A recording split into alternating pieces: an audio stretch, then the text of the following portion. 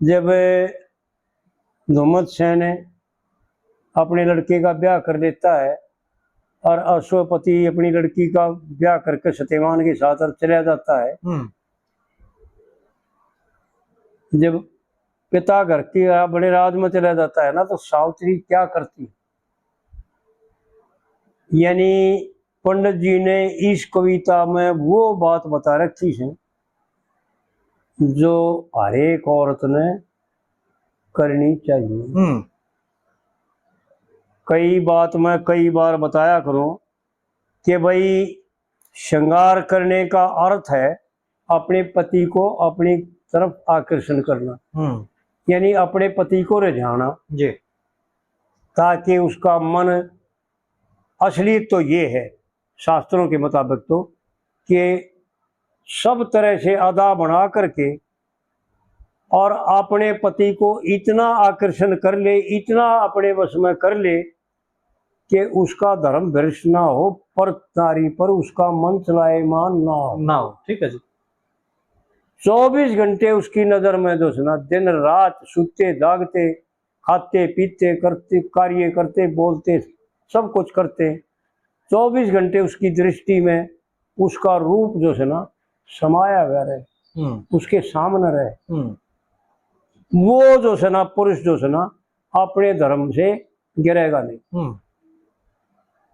क्योंकि पर नारी के रूप को देख करके अगर मन में ठेस लगती है ना, तो भी वो दोषी हो जाता है और उसकी जिम्मेवार वह स्त्री है। हाँ जी, जो अदा बना करके चलती है। ऐसा शास्त्रों का मत है कि जो अपने पति से न्यारी अदा बना करके बाहर निकलती है तो वो वेश्या का दर्जा है उसका, क्योंकि जितने भी जवान स्वतः स्वाभाविक बात है, क्योंकि आंखों का काम है रूप को देखना। हाँ जी।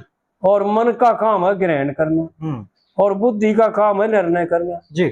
लेकिन बुद्धि जो है ना मन और जीव का संग करके और इसको व्यभिचारिणी बना रखा है, पतिव्रता औरत को व्यभिचारिणी बना रखा है।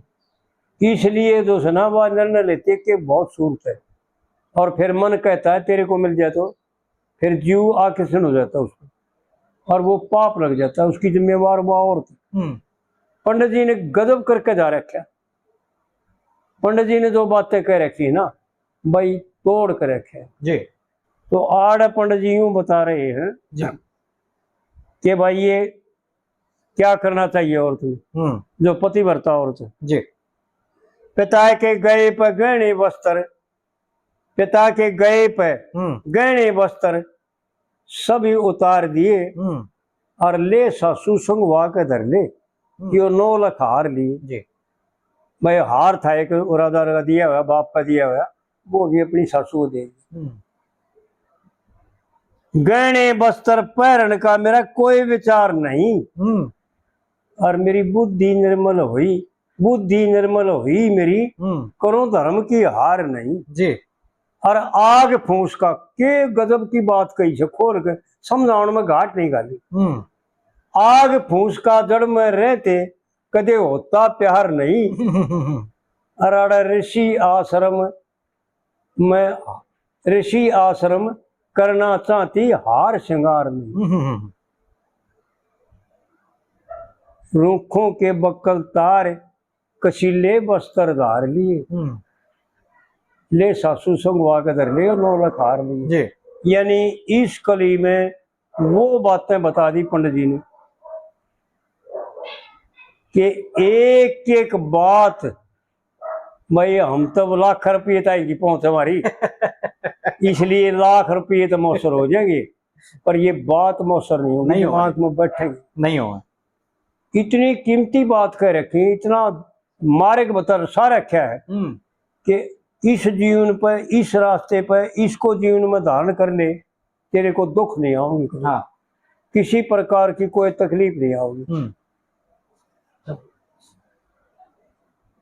तो इस प्रकार से जो है ना पंडित जी ने इस कली में हार गहने वस्त्र पहरन का मेरा कोई विचार नहीं, और बुद्धि निर्मल हुई मेरी, करूं धर्म की हार नहीं। और आग फूस का जड़ में रहते कदे होता प्यार नहीं।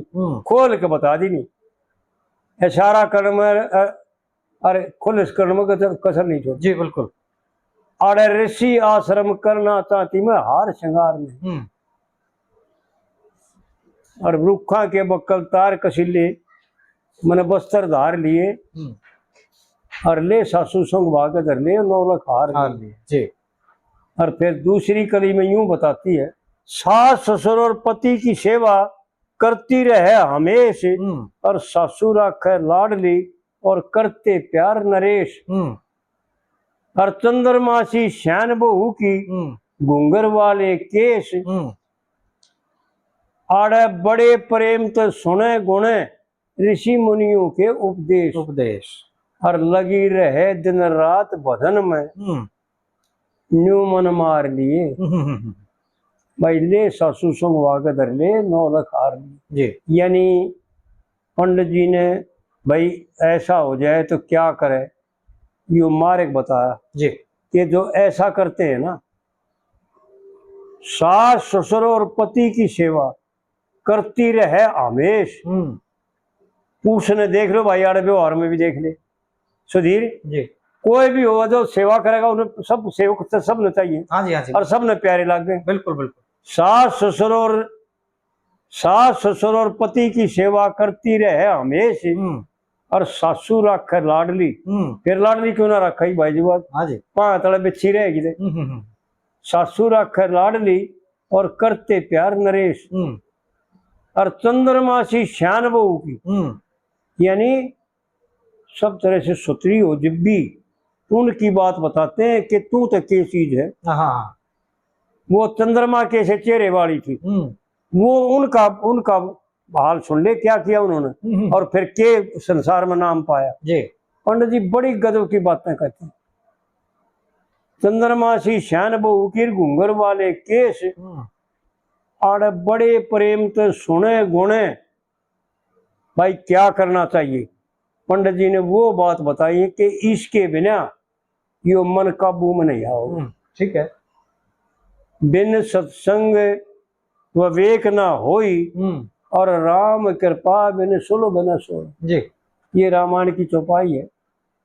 तो आड़ पंडित जी यूं बताओ भाई, ऋषि मुनियों के उपदेश सुने बिना और सत्संग में जाए बिना, अच्छे पुरुषों का संग किए बिना, बुरे पुरुषों से दूर रहे बिना, बुरे पुरुषों से दूर जब रहेगा जब अच्छे पुरुषों का संग करेगा जी, और बुरे पुरुषों से दूर रहेगा तो बुरी आदतें खत्म हो जाएंगी। हाँ, अपने अच्छे पुरुषों के संग रहेगा तो अच्छी आदतें बढ़ेंगी जी।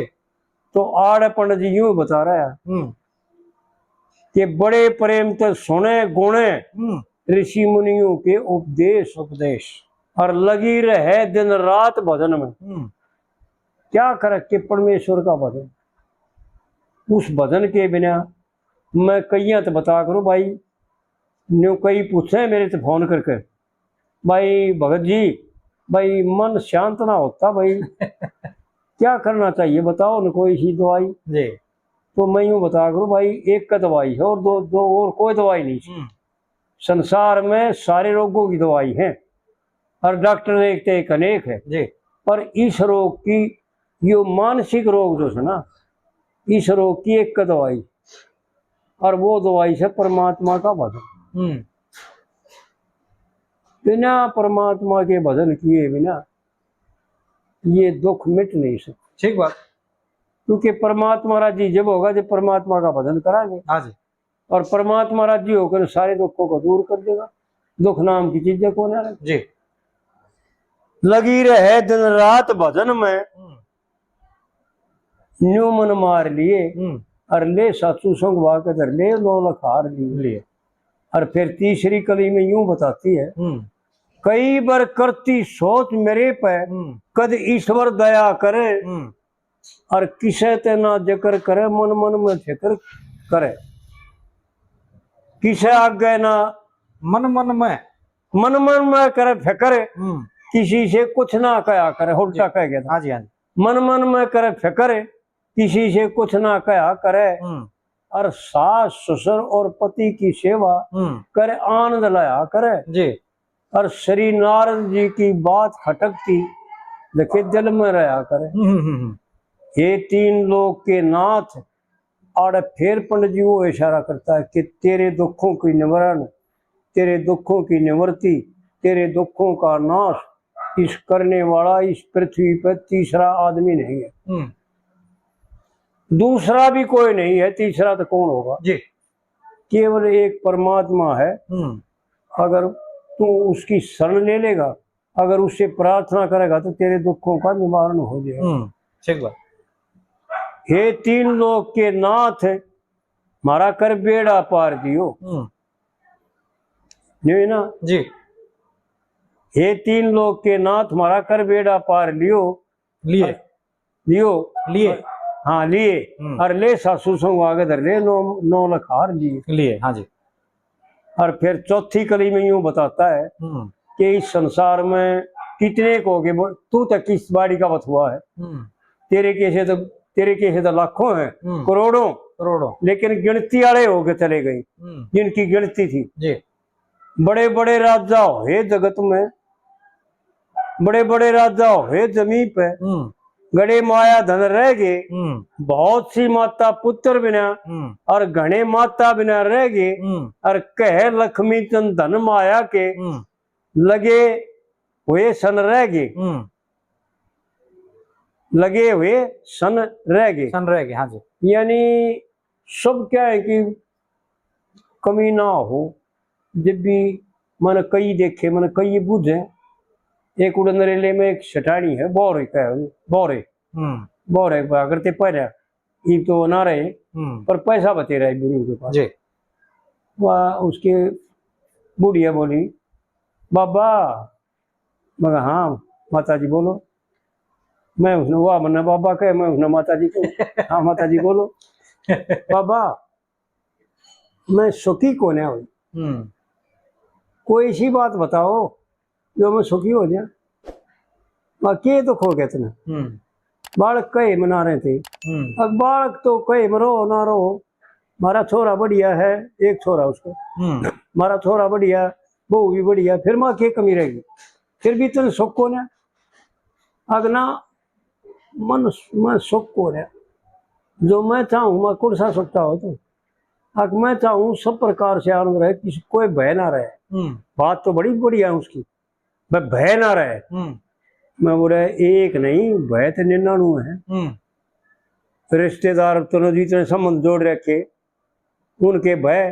कदे बोले रिश्तेदारी में छोरा धोता गुजर जाए, कदे धोती गुजर जाए, कदे बहू का भाई गुजर जाए, कदे फलाना गुजर जाए, कदे ढकड़ा, और तेरे परिवार में।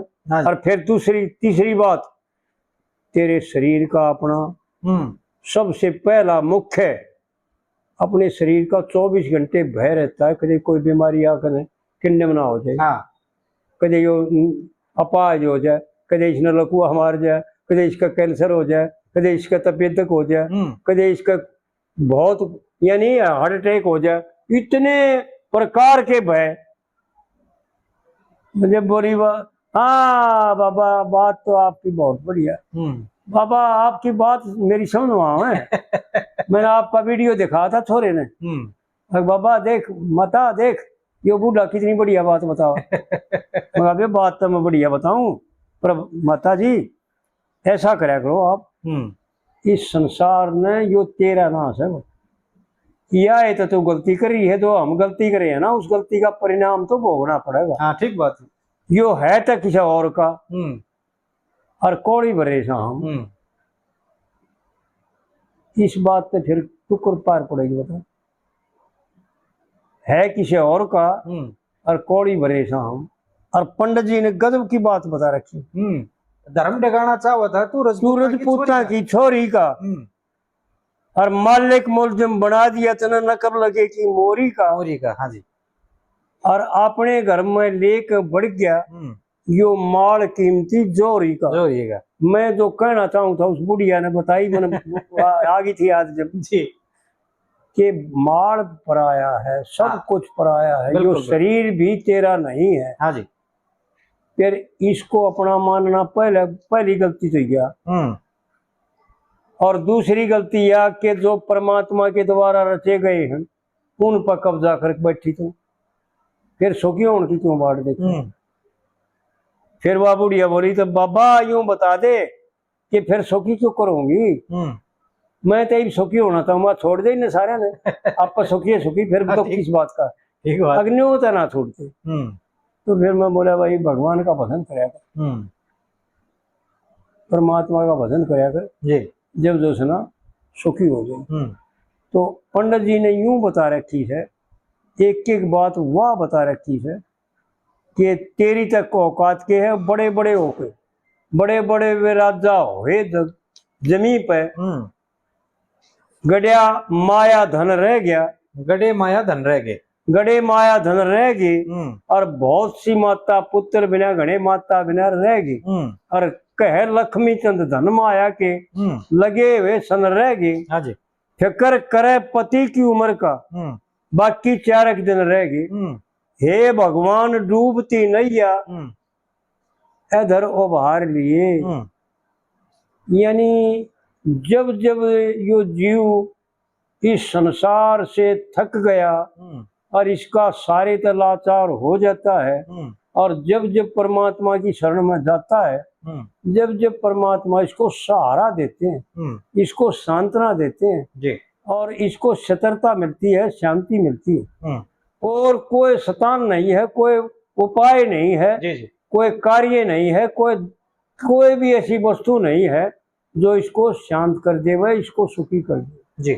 केवल एक परमात्मा ऐसे हैं जो उसकी शरण में चला गया वो ही सुखी होगा और वो ही शांत होगा।